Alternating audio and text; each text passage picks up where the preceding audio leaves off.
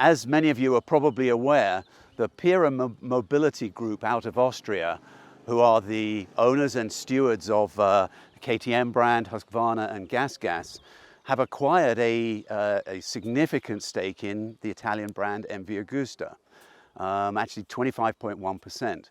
So they don't have a controlling interest, but they have a significant interest in it. And in fact, Luca Martin is now on the board of directors and CEO of MV Agusta Italy. So you might say to yourself, what exactly is KTM's, for want of a better word, what is the Pira Mobility Group's interest in MV Agusta? What do they bring to the party? MV Agusta is well known as motorcycle art. I mean, just look at these motorcycles. They are absolutely beautiful. They're exquisitely made. The challenge has been, of course, making money at it. This is a luxury brand with luxury motorcycles. And what Pira Mobility Group brings is their incredibly successful supply chain, their distributorship, their ability to sell motorcycles. So this could potentially be the perfect marriage. In other words, the Pira Mobility Group's ability with business, their ability in the motorcycle market globally, and of course MV Agusta's ability to design an exquisite product. Now the bike that I've been really focused on riding this last couple of days, we're here out of Varese. We rode up through the Dolomiti Mountains, through to Lago Maggiore, had an absolute fabulous time.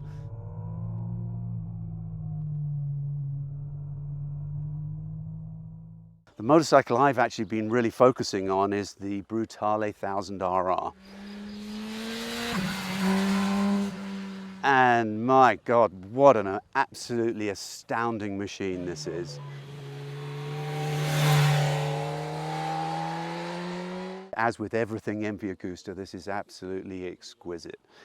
It's a 1000cc liter bike inline 4 with radial valves. The sound, just the sheer sound of this machine is unbelievable. Puts out 208 horsepower. So yes, it's fast. But here's the interesting thing. You would think that the bike's completely unrideable, you know, on the street. But actually, it is absolutely perfect on the street. I'm so impressed with it. It has a radical riding position. It's really quite a committed lean forward position, which personally I'm getting a little long in the tooth to really enjoy that. However, the other model of this has a slightly more upright riding position, and frankly that's probably, if I was in the market to buy this, that's probably what I would go for. But essentially, as a motorcycle, my goodness, what a fantastic job they've done.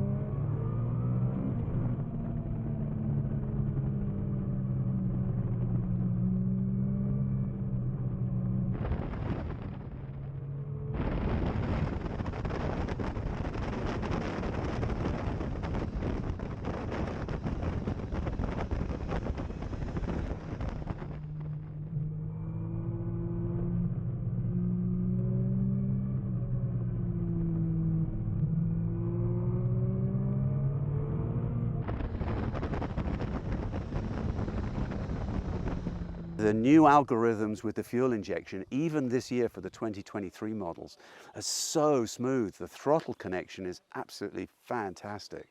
And riding these really crazy tight hairpins, really for the first time ever, I've been able to drop down into first gear, and without feathering the clutch, I can actually just sweep around these corners.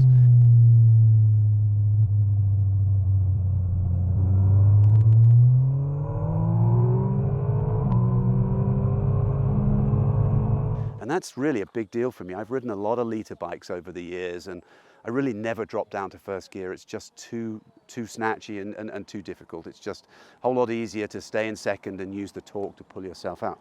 Not so with this. So they've really got the fueling and the motor right.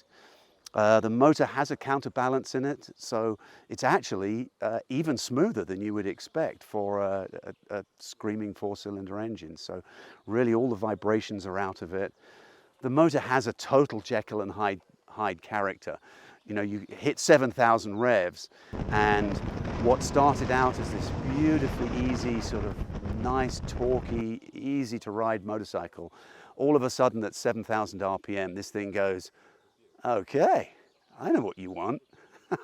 And my God, then you better hold on. So yeah, incredible. Has full launch control. It actually has cruise control of all things, but it has full launch control, lift control. Now lift control is not strictly, it's not levels of wheelie control. It's actually a way of when you give it a lot of power, it actually simply allows the front wheel to lift a bit so that you get as much forward acceleration as possible. But really, when you look at the sort of the carbon fiber making of this, the various carbon parts on it, the Öhlins electronic suspension, just everything about this bike is absolutely fabulous. And they're priced less than 30 grand, so it's certainly not a cheap motorcycle, but it's sort of in the ballpark of affordability when you look at the other exotic brands as well. So I think it's probably a little cliched to say I want one. So perhaps you'll forgive me if I say I want one.